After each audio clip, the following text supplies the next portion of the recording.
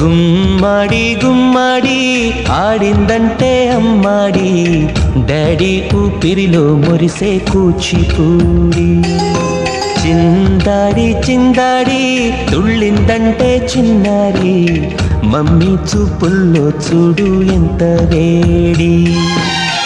వద్దంటే వినదే పగలంతా ఆడి పాడి, ముద్దైన తినదే పరిగెత్తే పైడి లేడి. చిలకల్లే చెవిలో ఎన్నో సులాడి, పడుకోదే 12 ఏం చేయాలి.